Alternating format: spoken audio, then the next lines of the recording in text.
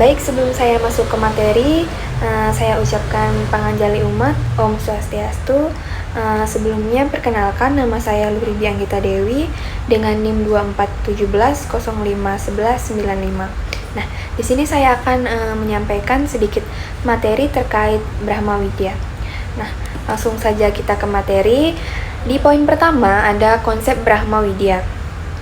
Jadi, Brahma Widya berasal dari bahasa Sanskerta, yang dimana Brahma berarti Tuhan Yang Maha Esa dan Widya berarti pengetahuan. Brahma Widya adalah ilmu ketuhanan yang tidak hanya bersifat teoritis, tetapi juga aplikatif dalam kehidupan sehari-hari.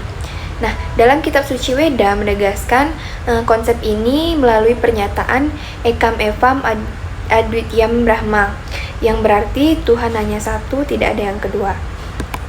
Nah, di poin kedua itu ada aspek utama dalam konsep Tuhan dalam Hindu. Nah, di sini ada dua aspek utama. Yang pertama, Nirguna Brahman, yang artinya Tuhan tanpa atribut atau bentuk tertentu, yang bersifat transenden dan melampaui jangkauan pemahaman manusia. Yang kedua ada Saguna Brahman, yang artinya Tuhan dengan atribut dan bentuk tertentu yang berperan aktif dalam penciptaan, pemeliharaan, dan peleburan alam semesta. Di poin ketiga, itu ada Trimurti, manifestasi Tuhan dalam Hindu. Nah, Trimurti adalah presentasi yang paling jelas tentang bagaimana Tuhan Yang Maha Esa dimanifestasikan dalam tiga fungsi utama. Yang pertama ada Brahma, yang kedua ada Wisnu, dan yang ketiga ada Siwa. Nah, Brahma ini disebut sebagai sang pencipta yang melambangkan awal mula segala sesuatu. Yang kedua Wisnu, Wisnu ini melambangkan sang pemelihara yang menjaga keseimbangan dan keharmonian dalam alam semesta. Yang ketiga ada Siwa. Nah, Siwa ini melambangkan pelebur yang berperan dalam transformasi dan regenerasi. Masuk ke poin keempat, itu ada jenis-jenis kepercayaan kepada Tuhan dalam Hindu. Yang pertama ada monoteisme. Nah, monoteisme ini artinya keyakinan bahwa Tuhan hanya satu, meskipun memiliki berbagai nama dan manifestasi. Yang kedua, henoteisme. Nah, henoteisme ini artinya pemujaan kepada satu dewa utama tanpa menaifkan keberadaan dewa-dewa lainnya. Yang ketiga, katenoteisme. Nah, katenoteisme ini artinya pemujaan bergantian terhadap dewa-dewa tertentu sesuai dengan kebutuhan dan situasinya.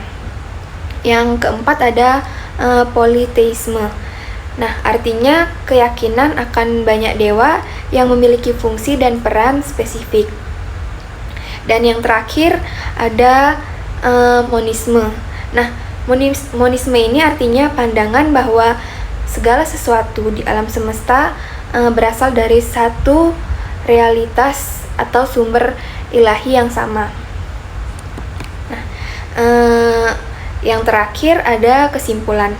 Jadi kesimpulan dari materi saya hari ini adalah melalui pemahaman tentang Brahma Widya kita dapat menyadari betapa dalam dan luasnya konsep ketuhanan dalam Hindu. Nah, dengan mengenal dua aspek utama Tuhan dan berbagai manifestasinya, umat Hindu dapat menemukan jalan spiritual yang sesuai dengan keyakinan dan kebutuhan masing-masing.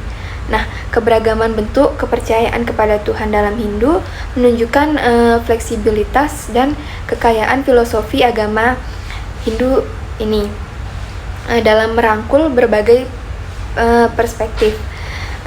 Lebih dari itu, kita bisa merasakan bahwa Brahma Widya bukan hanya sekedar konsep, tetapi juga menjadi fondasi dalam membentuk karakter dan etika seseorang. Nah, implementasi nilai-nilai ini menjadikan ajaran Hindu sebagai pedoman moral yang relevan dalam kehidupan sosial dan spiritual. Nah, sekian materi dari saya. Mohon maaf apabila ada kekurangan. atau ada salah kata atau perbuatan saya ucapkan terima kasih dan saya tutup dengan Pramu Santi. Om Santi Santi Santi Om.